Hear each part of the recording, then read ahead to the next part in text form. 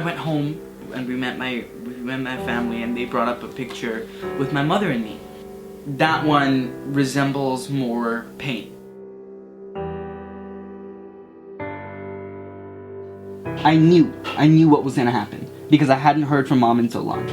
So that's why when you picked up, I knew.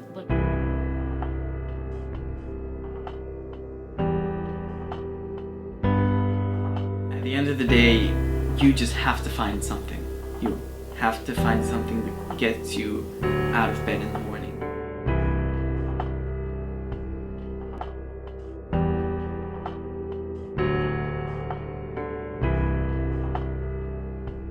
My name is Navitra Hardin. I'm 22 years old, and I'm currently working part-time at the Apple Store in retail. I lost my father right before my 16th birthday, and I lost my mother about 2 months before my 22nd birthday, so it's about 2 months ago. My parents always, had a drink, and it wasn't anything dramatic, it wasn't anything drastic. I saw it progress, is what it was. I saw it go from one drink a night to when they lost their jobs. It was like, well, this is the only reassurance that we have. This is the only kind of crutch that we have, so we're gonna do it. And I saw how that slowly went from like a drink every night to not having anything to do and going through a bottle a night, bottle a day kind of deal. I went home with you, and we met my family, and they brought up a picture with my mother and me. Generally in those pictures, it's always very obvious how much my mother loves me. And so when you look at one of those pictures, it's particularly painful because you realize that you only have love like that toward a person only comes around like once in a lifetime. And you realize that that was your once in a lifetime. Her birthday just passed, which is October 28th, and my birthday is November 3rd. So it's a couple days apart. And I think that's when it really hit. One thing I did for many years, and was on midnight, exactly like I would stay up late on October 27th and wait until midnight and give her a call right on the dot of her birthday. I know it made her more happy than it made me. It was just one of those things that I did because I knew it made her very happy to just have a special call, to know that she doesn't have to say anything about that, you know it's gonna happen. And then this birthday, it was tough because my mother talked a lot about her death, and now I know why, but she did talk a lot about her death and wishes and things that she wanted me to do. And one of them was to go bring flowers on her grave where she's buried every birthday and every Mother's Day. And I always foresaw this being so later in my life that I'd be doing this. But for her past birthday, I had to go to the grave. That was for me the hardest part, when I realized I lost one of my best friends. I said, I'm gonna take you to the doctor if you're not feeling well, or I'm gonna call 911. That's the money. She said, no, I'm okay, but if you can open this Gatorade for me. I said, okay. So she sat on the concrete. I opened the Gatorade for her.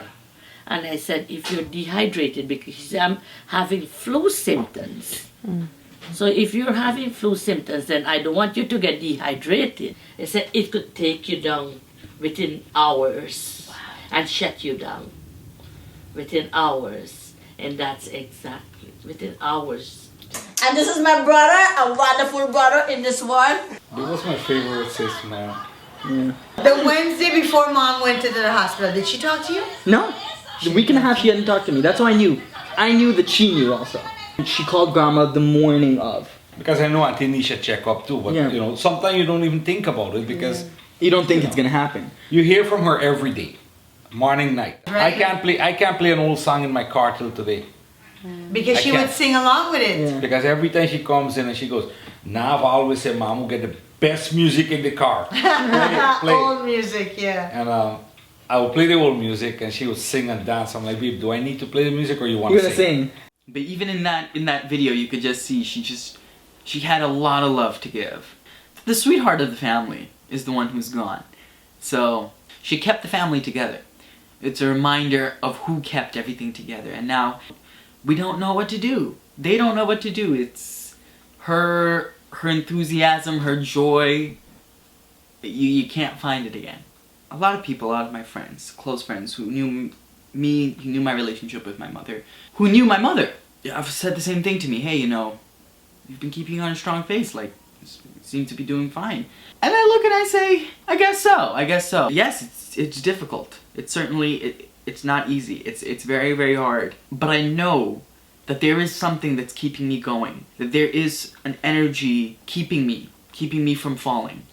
And I can't speak to what I would be or how I would feel or how anything would be different if I wasn't spiritual. So my mother was Muslim and my father was Hindu. Both are rather conflicting religions. And then I grew up in a Catholic school, baptized as Catholic, and so I don't even know where my allegiance lies.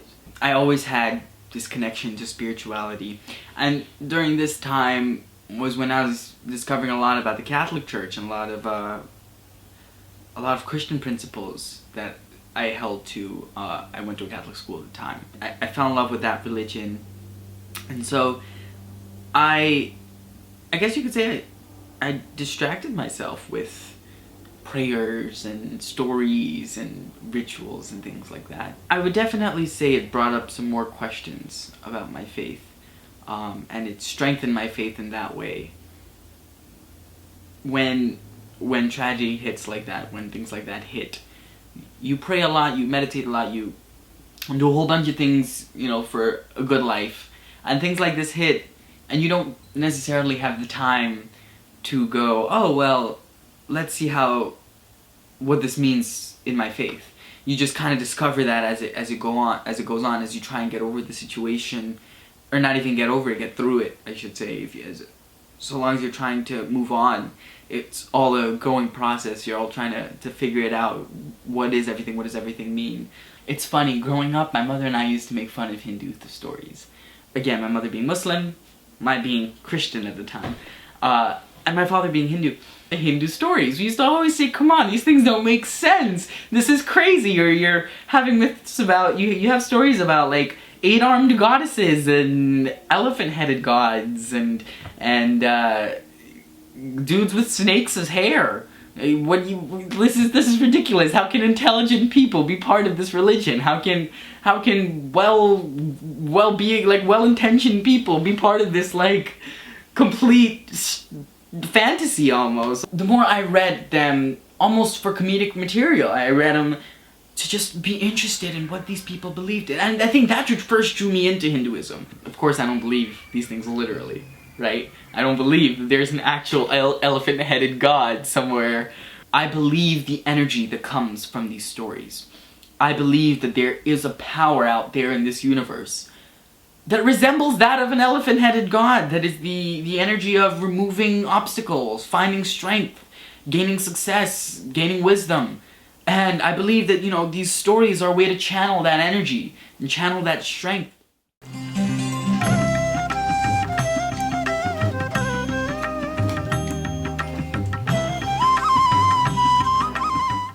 We're going to start with a little tribute to Ganesh, who's hung up there also. Yeah, and he's a remover of obstacles. When you do that, it kind of sets way before you do any religious thing. You kind of make sure everything, if the planets aren't aligned, it's said that just a worship to him or a chant of his name aligns the planets for you, so your planets get up, your prayers get up nice and easy. Ananda Lakshmi Varama Jagadananda Lakshmi Varama.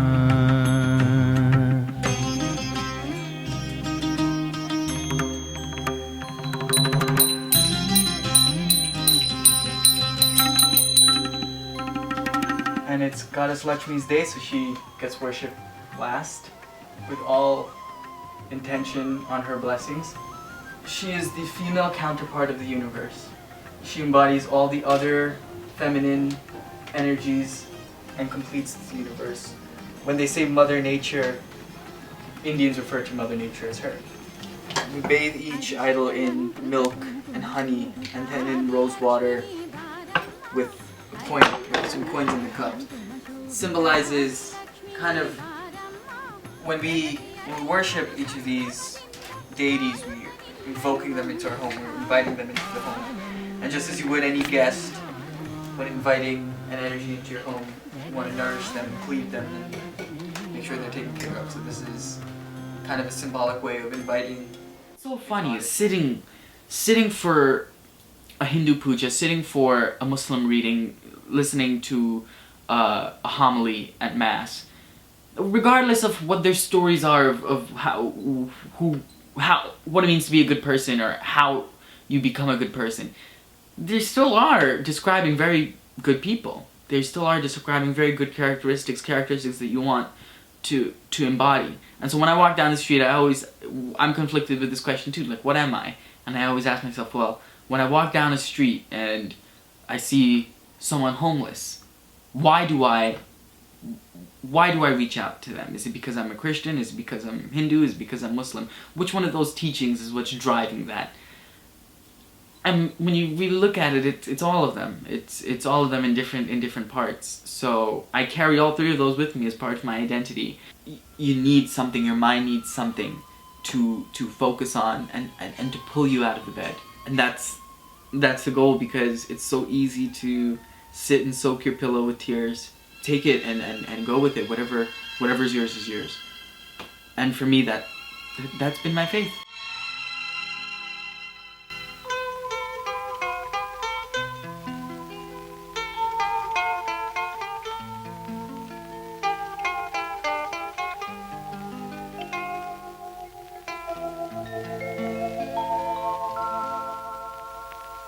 जुल्फ लहराई तेरी और मेरी तकदीर बनी, कोई देखे